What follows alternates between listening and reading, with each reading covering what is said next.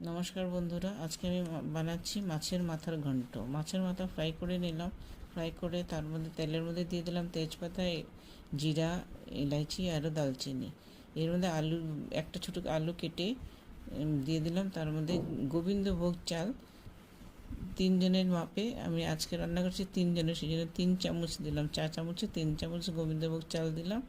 তারপরে কাঁচা লঙ্কা আর পেঁয়াজ বাটা দিয়ে একটু নাড়াচাড়া করে ভাজা ভাজা যখন হয়ে উঠেছে, তারপরে দিয়ে দিলাম জিরা, কাশ্মীরি লাল মির্চ, আরও হলুদ আর লবণ দিয়ে একটু ভালো করে কষা কষা করে ফ্রাই করে নিলাম। যখন কষা কষা করে ফ্রাই হয়ে গেলে তার মধ্যে 1 কাপ গরম জল দিয়ে দিলাম।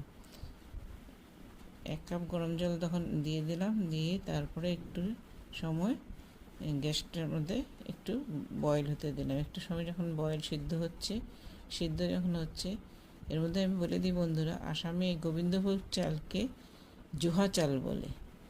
তারপরে যখন একটু হয়ে আসলো আমি দেখলাম, তখন একটু গরম মশলা পাউডার দিয়ে একটু ভালো করে নাড়াচাড়া করে এটাকে ঢেকে রাখলাম। ঢেকে হয়ে গেল আমার আজকের মাছের মুড়ো ঘন্ট।